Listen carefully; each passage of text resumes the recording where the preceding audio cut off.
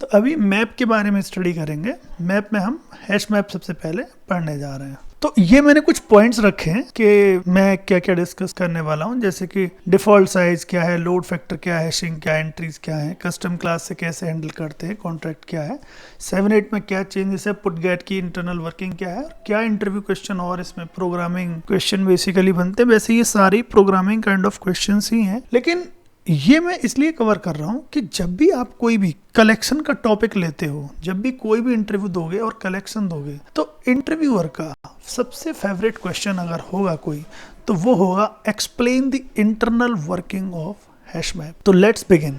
तो hash map in short है क्या, कोई भी मैप क्या है। पहले आप उसको एक इंटरव्यूअर को सिंपल डेफिनेशन दे दो कि anything which consist in the combination of key and value, we call it as a map. Hash map की इंटरनल वर्किंग जब आप एक्सप्लेन करोगे तो आप बताओगे there is array, we called it as a bucket as well. उसका जो default size initially रहता है, एक 16 साइज की एक डिफॉल्ट एरे होती है। On every index basically when we store any data, it store in the form of linked list. इन सब पे ना एक लिंक लिस्ट जैसा स्ट्रक्चर स्टोर होता है। तो ये इसकी इंटरनल स्ट्रक्चर है। लेकिन अब कुछ एग्जांपल लेते हैं।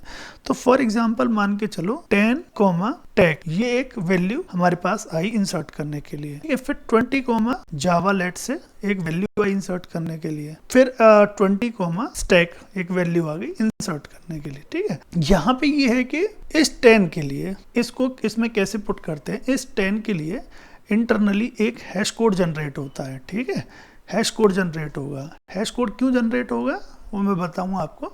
हैश कोड जनरेट होगा और उसकी हेल्प से हमको यहाँ पे एक इंडेक्स नंबर यानी कि बकेट नंबर मिल जाएगा कि उसको कहाँ जाना है, और उसके लिए वो उस इंडेक्स को पता करके उस वैल्यू को स्टोर कर देगा इस लिंक लिस्ट में। ठीक है, अब जैसे मान के चलो ये 10 और टैग ये यहाँ पे स्टोर हो गया, राइट।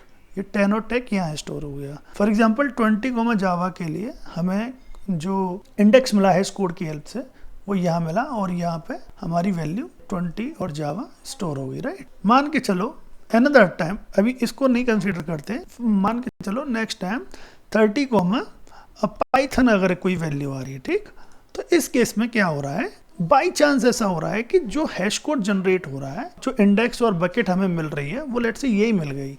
तो उस केस में क्या होगा, वो आके पहले चेक करता है कि क्या ये ऑलरेडी हमारे पास है, यानी is this the same key value, basically the key we talk about, जो हमें इंसर्ट करनी है। इफ नॉट तो यहाँ पे इक्वल से चेक करता है कि नहीं, ये तो 20, जावा है, 20 की है और यहाँ हम 30 की बात कर रहे हैं। तो उस केस में क्या करेगा, वो यहाँ पे एक अनदर नोड इंसर्ट कर देगा लिंक लिस्ट का, और यहाँ पे अपनी वैल्यू को पुट कर देगा। ठीक है, 30, पाइथन। अब देखो ये वाली वैल्यू, सपोज ये 20, स्टैक की जो मैं कह रहा था कि फॉर एग्जांपल ये वैल्यू आ जाती है 20, स्टैक।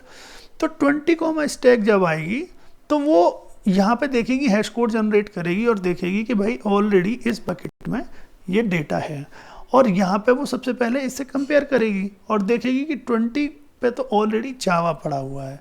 तो क्योंकि ये की सेम है, इक्वल्स से जब उसको पता लगा कि ये बिल्कुल कंप्लीटली सेम है, तो ये क्या करेगा इस केस में, अब ये जावा जो है ये यहाँ नहीं रहेगा, और इस 20 के बदले पहले यहाँ जावा था, अब स्टैक आ गया तो ये यहाँ पे कर देगा स्टैक।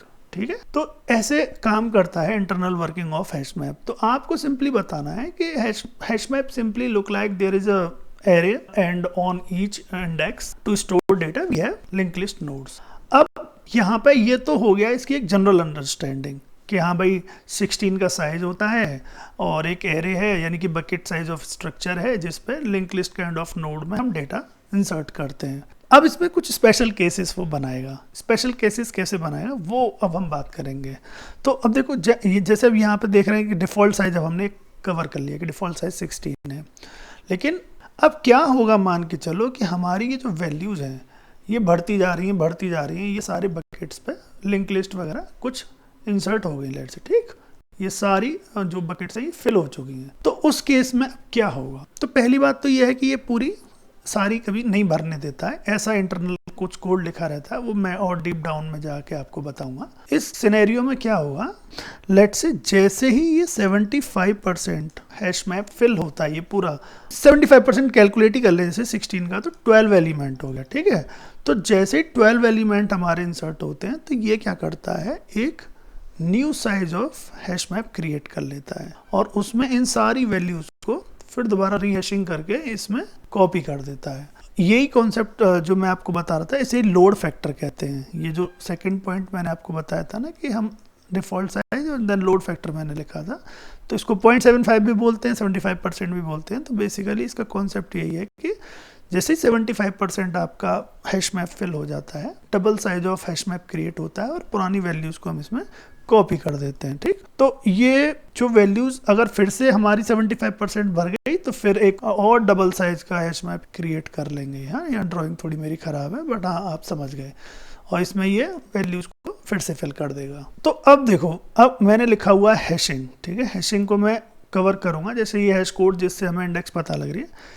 इससे पहले हम एंट्री पे आते हैं। तो ये देखो एंट्री क्या है बेसिकली, जैसे आप ये जो देख रहे हो ना कि 10 टैग मैंने लिखा हुआ है, राइट, ये 10 टैग पूरा लिखा हुआ है या 20 जावा लिखा हुआ है टैग, ये क्या है ना, ये इसको हम एक पूरी एंट्री कह देते हैं। ये पूरी एक एंट्री है, ये एज ए एंट्री जाती है हैश मैप में ना, इनको एंट्री कहते हैं। तो इसका फायदा ये होता है कि जब भी आप मैप को इटरेट करते हो या रीड करते हो तो आप एंट्री निकालते आते हो और हर एंट्री से कहते हो कि मुझे अपनी की दे दे या वैल्यू दे दे, की दे दे या वैल्यू दे दे। इसीलिए जब भी आप देखोगे कि हैश मैप को आप इटरेट करते हो ना, तो आप लिखते हो ना कि एंट्री सेट लिखते हो, राइट।